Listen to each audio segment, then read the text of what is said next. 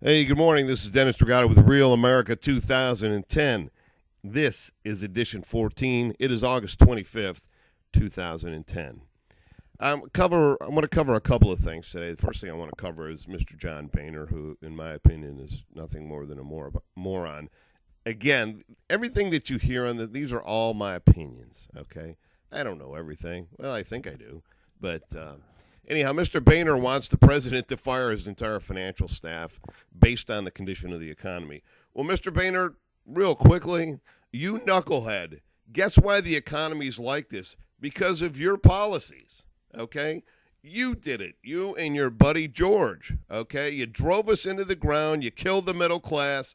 And now you want everybody else to pay a penalty for it.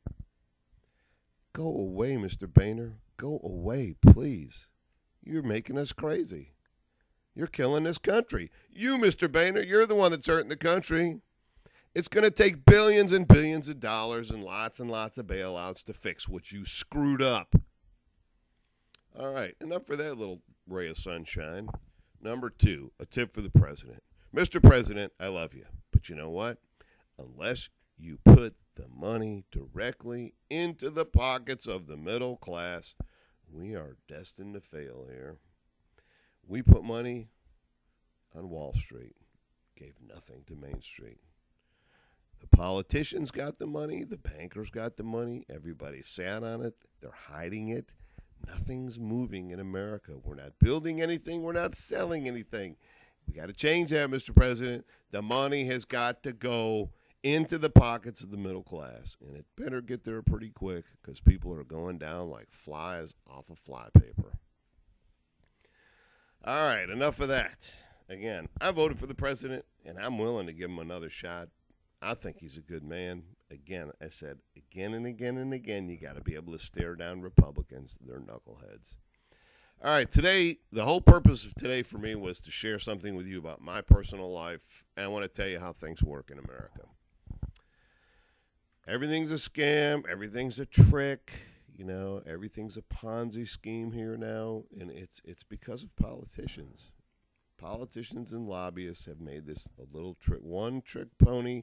It's a scam kind of deal country.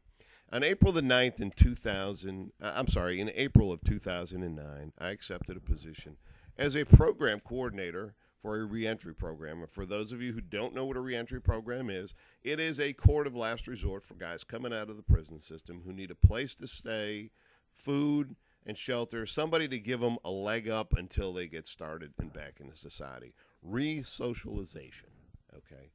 The job I accepted was program coordinator.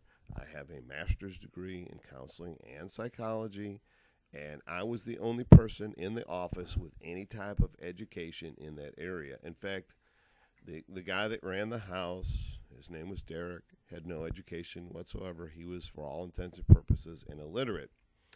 Well, I realized early on that the residents that were coming there for the help were being abused. Again, my opinion, but I am educated in this area. I think I know abuse when I see it.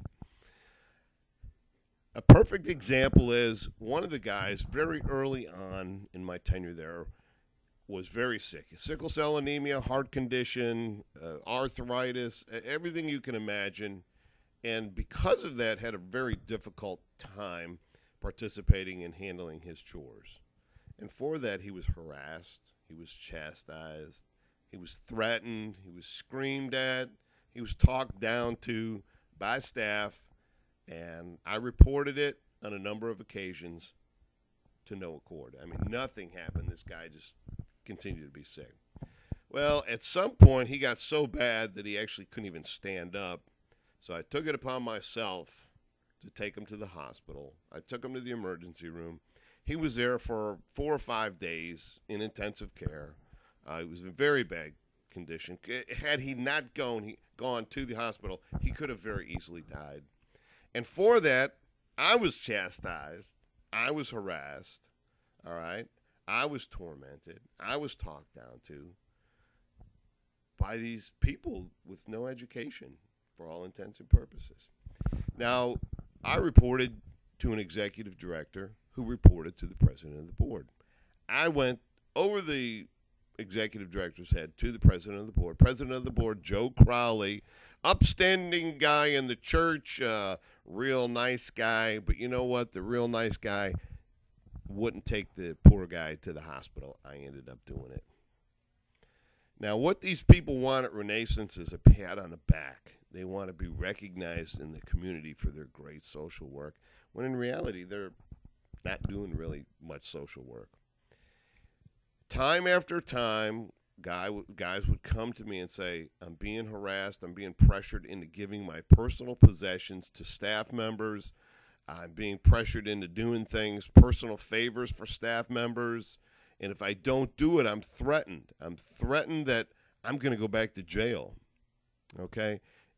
This is a shakedown. You know, this is a Gestapo tactic. Guys were sick. I was told, even when there was a thunderstorm, not to give them a ride, because when they were buying drugs, they would walk 5 miles in the rain and thunder and lightning to get a rock or crack.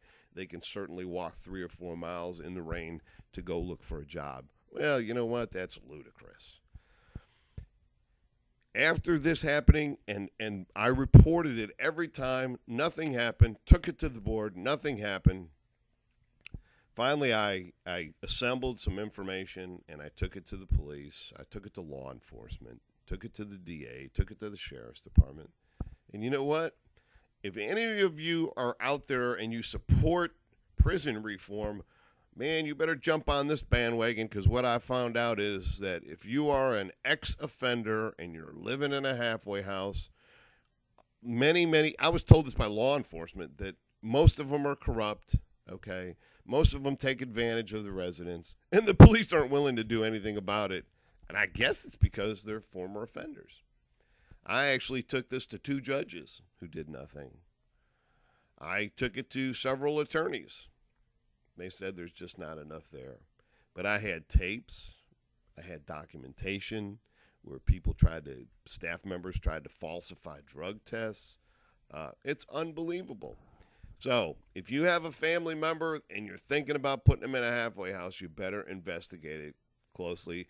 And if you're on YouTube, you have my email. If you have any questions about any of this, feel free to send me a note. Ask me a question. I'll try to steer you in the right direction. Now, are they all bad? I can't say that because I haven't been to all of them.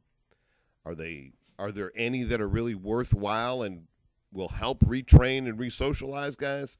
I got to believe that some of them are like that. But for God's sake, don't send them to Renaissance, because I didn't see it there. Now, the board was made up of mostly retired folks, most of them not from the area of mental health. 1 or 2 of them were from that area. There were 1 or 2 that actually worked in the area of mental health. One of them was a former con. And I can't say if this guy was helping the scam or helping to perpetuate the scam of the things going on in the house. But if he wasn't, he was pretty stupid, because it was pretty obvious what was going on.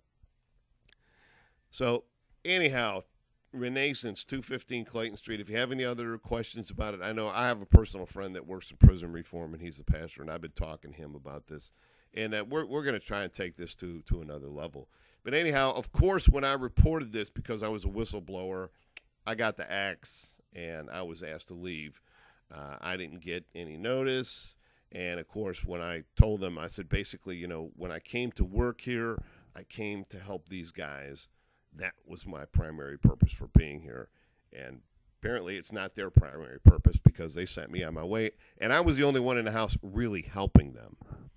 So anyhow, this is Dennis Dragata with Real America 2010.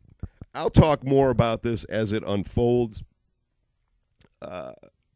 And my last comment of the day, Keith Oberman. Keith, got a question for you.